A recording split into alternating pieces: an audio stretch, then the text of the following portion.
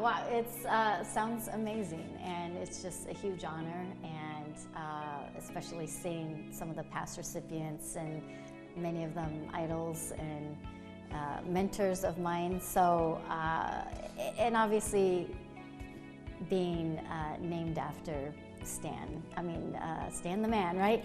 And everything he represented, and wanting to carry on that legacy. I mean, he really set the bar, I think, for so many athletes and what they mean and leave with their legacy in the community. And I think that's something for so many of us to aspire to. Yes, it was shortly after the Olympics, probably, and it was definitely family that encouraged me. My mom and dad were very active in the community and always volunteering themselves, and I think, you know, really let me know, like, hey, you had a lot of support, you were very fortunate to go after this big dream of yours, and now it's your turn. You know, what are you going to do to give back? And, you know, I'd always wanted to work with kids and do something in that space, so always dreamed.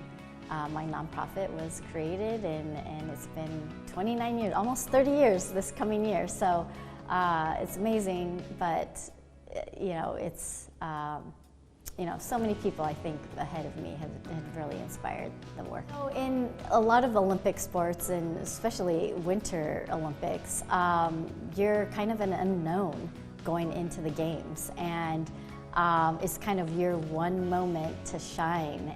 You know, Olympics are every 4 years. For the athletes, it's every day, we say.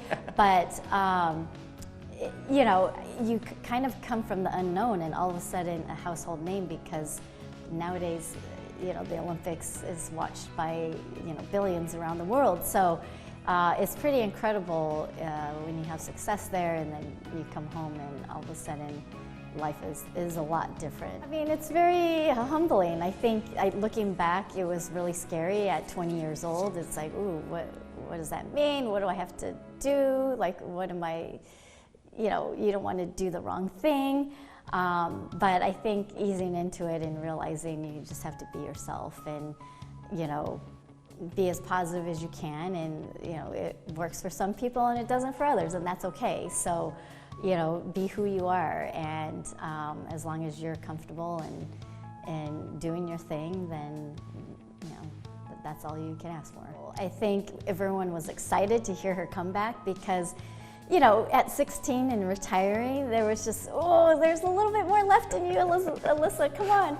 I was like so sad when she retired, and to see her come back, and the reason for it, you know, she said she found the joy again. She realized that it was still really fun for her, and she showed that, and I think surprised herself that she came away with a world title within months of returning back to competition.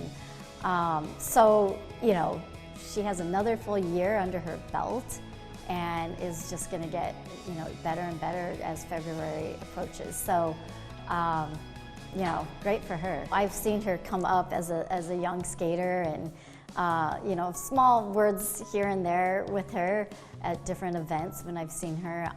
But she's just a great kid. Like, she's, you know, like my daughter who's at college, you know, just a kid enjoying life and doing teenager things, but then yet, you know, doing some impressive things on the ice. Well, you know, you sit down with some of my other fellow gold medalists, like Brian Boitano, Dorothy Hamill, you know, Merrill Davis, Charlie White. I don't think I've ever fathomed we would see a quad Axel in our lifetime. And here is Ilia Malinin doing it almost with ease. And so that blows us away. And, you know, he has definitely lived up to his name as quad god.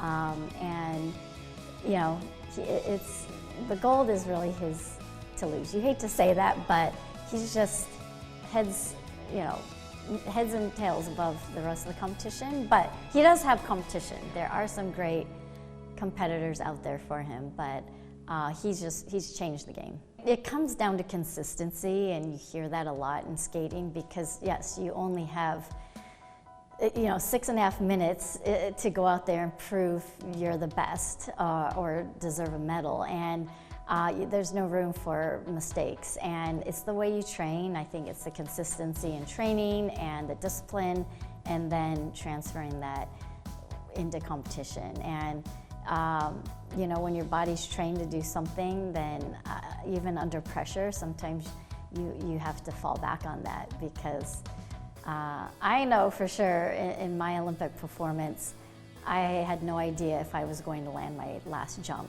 or second to last jump in my program. It was the triple Lutz, and I was skating into it, and I was so scared. And as I was in the air, I was like, oh my gosh, I'm gonna fall. Like, I'm not landing this. And somehow I was on my feet at the end, and it was, I'm telling you, it was pure training that kicked in at that point. I hope they just say, it was a memory of, inspiration when you're cheering for someone, and they somehow pull through, and it inspires them to go after their dreams as well, or get over that hump, or face a fear or something, whatever that might be. And hopefully they could pass it on to their kids and encourage them maybe to find someone that's current day that can inspire them.